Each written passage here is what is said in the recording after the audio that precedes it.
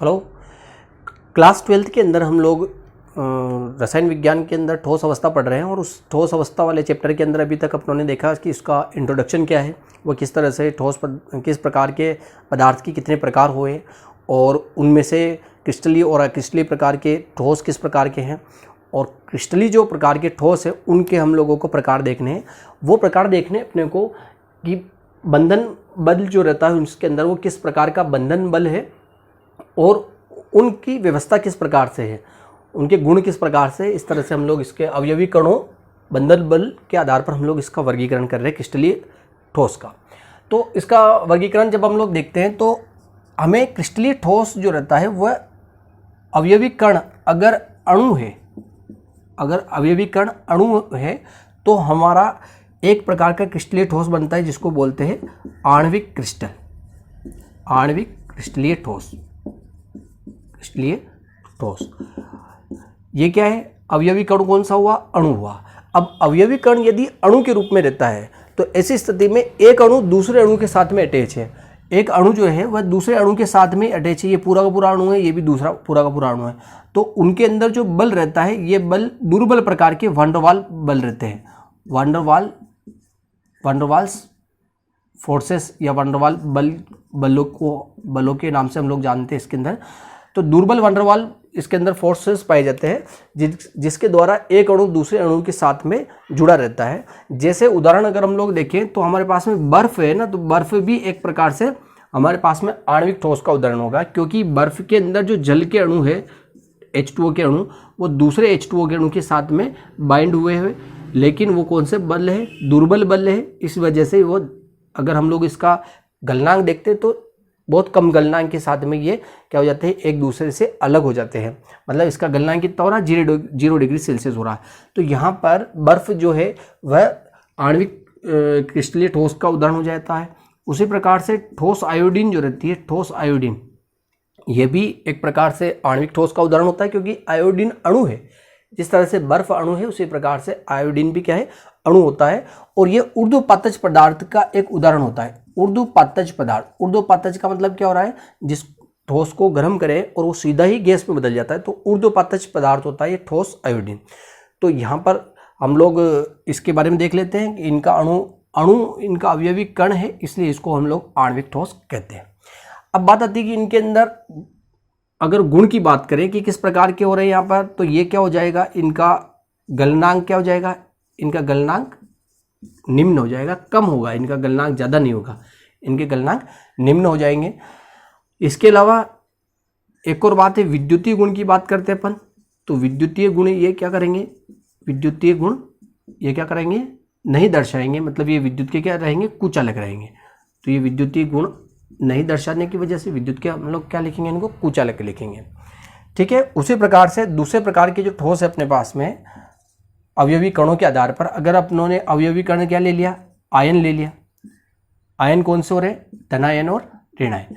अगर धनायन और ऋणायनों से मिलकर कोई ठोस बन रहा तो उन ठोसों को हम क्या कहेंगे? आयनिक क्रिस्टलीय ठोस कहेंगे, आयनिक ठोस कहेंगे।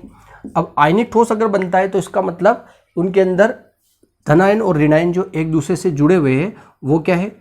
स्थिर विद्युत आकर्षण बल से जुड़े हुए हैं, स्थिर विद्युत आकर्षण बल। ठीक है। इन आकर्षण बलों की सहायता से ये जुड़े हुए, तो इनके अंदर ये बल पाया जाता है। मतलब हम लोग इस बल को कौन से बल के नाम से जानते हैं? आयनिक बल। तो आयनिक बल इसके अंदर पाया जाता है। बंध अपन कह सकते हैं, आयनिक बंध इनके अंदर पाया जा रहा है, प्लस माइनस की वजह से, धनायन और ऋणायनों की वजह से। तो आयनिक बल जब इसके अंदर उपस्थित होता है तो ऐसी स्थिति में इनको हम लोग आयनिक ठोस कह रहे हैं। इनके अवयवी कण आयंस रहते हैं। उदाहरण को अगर हम लोग देखें तो उदाहरण अपने पास में हो जाता है कि ठोस अवस्था में जब हम लोग NaCl ले रहे हैं तो NaCl ये ठोस अवस्था में ले रहे हैं, KCl ये भी ठोस है। बहुत सारे आयनिक जो यौगिक होते हैं वो सब इस आयनिक ठोस के उदाहरण में आ जाते हैं। इनके अंदर प्लस और माइनस आवेश होता है, इस वजह से ये एक दूसरे से आकर्षित रहते हैं और जुड़े रहते हैं। यह बल जो रहता है, इस बंध की जो सामर्थ्य रहती है वो वांडरवाल फोर्सेस से ज़्यादा होती है, इससे इनकी सामर्थ्य अधिक होती है। इसलिए यहाँ पर हम लोग लिखेंगे कि इसका गलनांक जो रहता है वह क्या रहता है? उच्च रहता है, अधिक रहता है। विद्युतीय गुण की जब अपन इसकी चर्चा करते हैं ना, तो विद्युतीय जो गुण रहता है, विद्युतीय गुण ये क्या करते हैं, ये विद्युत के क्या रहते हैं, कुचालक रहते हैं। कब कुचालक रहते हैं, जब शुद्ध ठोस अवस्था में रहते हैं। ये बात ध्यान रखना अपने को, बहुत आवश्यक है कि ये जब शुद्ध ठोस अवस्था में रहते हैं तब ये विद्युत के क्या होते हैं, ये कुचालक रहते हैं। लेकिन अगर इन्होंने द्रव अवस्था ग्रहण कर ली तो द्रव अवस्था के अंदर ये विद्युत के क्या हो जाते हैं, सुचालक हो जाते हैं। तो द्रव अवस्था अगर हुई तो वो ठोस अवस्था में आती नहीं हो, तो द्रव अवस्था में जाएगी, तो यहाँ पर ये विद्युत के कुचालक रहेंगे। ये बात ध्यान रखनी है अपने को। इसके बाद में अपने पास में तीसरे प्रकार के ठोस आते हैं।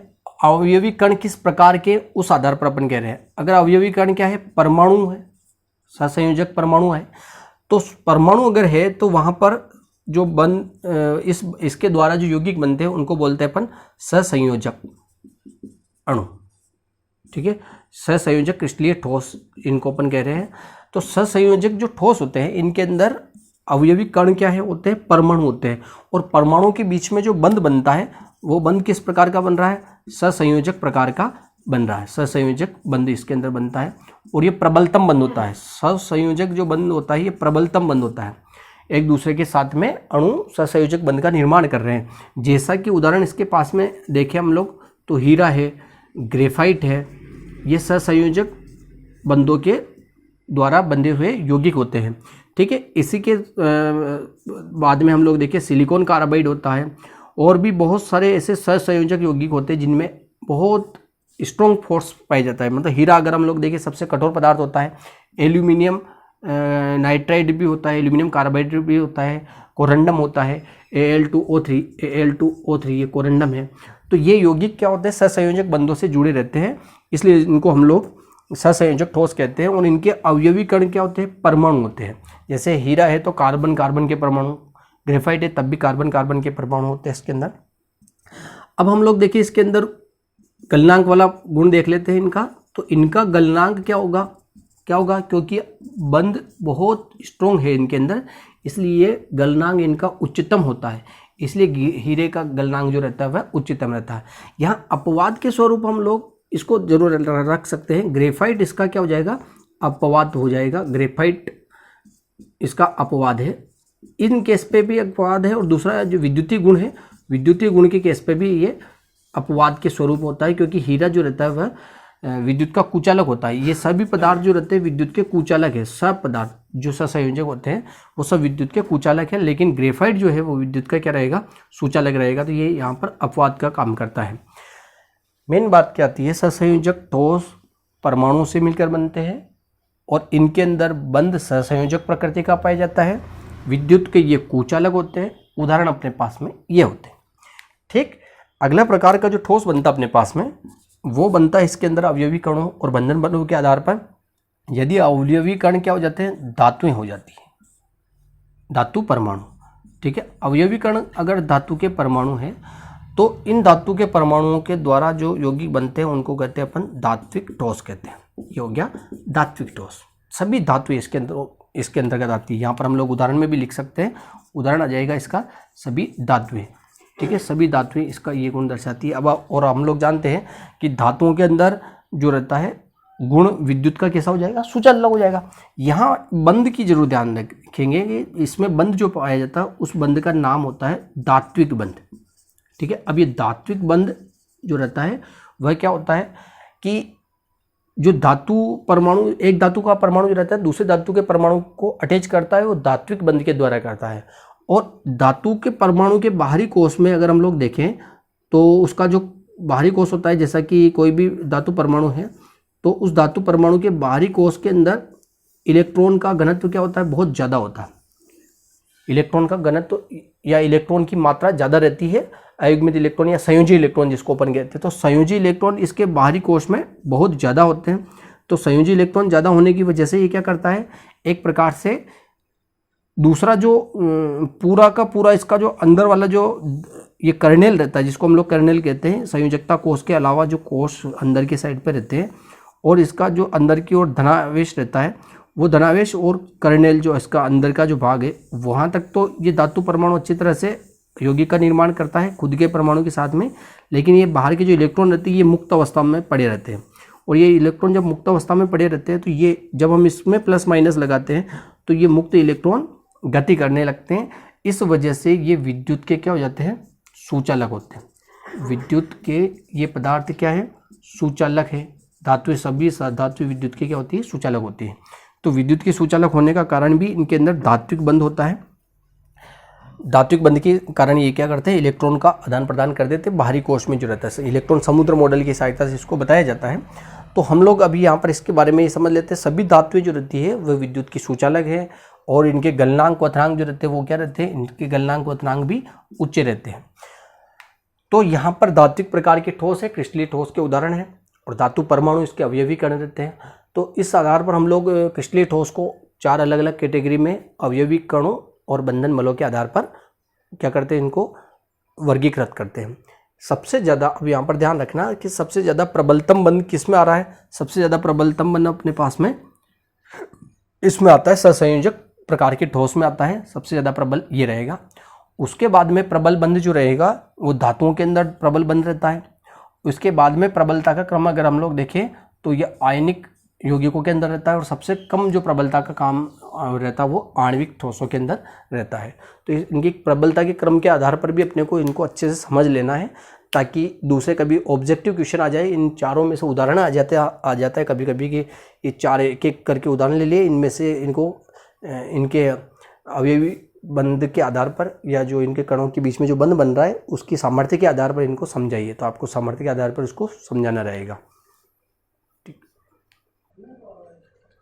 एक उदाहरण हम लोग देख लेते हैं इसके अंदर, जो अभी अपनों ने पढ़े हैं आयनिक, आणविक, धात्विक और सहसंयोजक प्रकार के ठोस में से एक अभ्यास आता है कि शुष्क बर्फ, sodium sulphide, copper, urea, magnesium और कोरंडम ये किस प्रकार के ठोस के अंतर्गत आएंगे।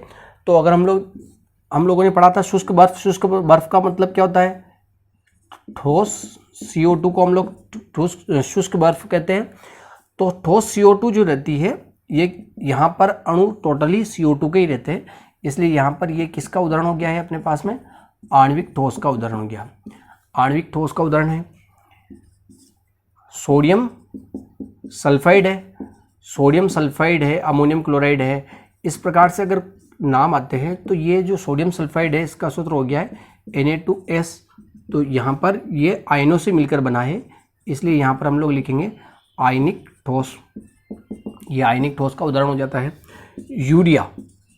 यूरिया एक सहसंयोजक यौगिक रहता है, ठीक है, NH2CO NH2 इसका फॉर्मूला होता है। तो जो यूरिया है, यूरिया यहाँ पर सहसंयोजक ठोस का उदाहरण हो जाता है, लेकिन अणु के रूप में ही अपना यौगिक का निर्माण करता है। एक यूरिया का अणु दूसरे यूरिया के अणु के साथ में जुड़ा रहता है, इसलिए इसको हम लोग आणविक ठोस के नाम से जानते हैं।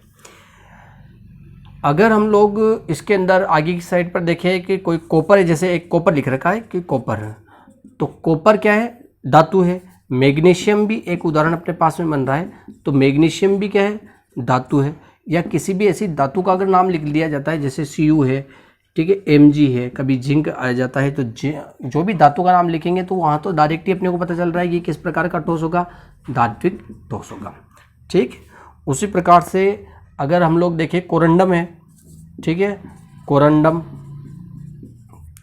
हुआ, हीरा हुआ, कभी इनके नाम आ जाते हैं। कभी एल्यूमिनियम सिलिकॉन कार्बाइड है, एल्यूमिनियम नाइट्रेट है, ठीक है, बोरोन कार्बाइड है। तो बोरोन कार्बाइड जैसे अपने लिखा बोरोन कार्बाइड,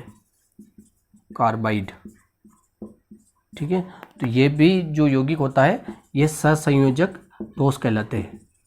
बहुत कठोर पदार्थ होते हैं सहसंयोजक ठोस। बोरोन कार्बाइड का जो उपयोग किया जाता है, बोरोन कार्बाइड जो पदार्थ है इसका उपयोग किस में किया जाता है, बुलेट प्रूफ जैकेट बनाने में इसका उपयोग किया जाता है। बुलेट प्रूफ जैकेट बनाने में इसका उपयोग किया जाता है। मतलब कितना कठोर पदार्थ होगा ये। तो उसी प्रकार से कोरंडम भी कठोर पदार्थ और हीरा भी कठोर पदार्थ होता है। तो सहसंयोजक ठोस के ये उदाहरण होते हैं। और भी जितने ज़्यादा प्रैक्टिस करेंगे उतने ज़्यादा उदाहरण हम लोगों को समझ में आएंगे।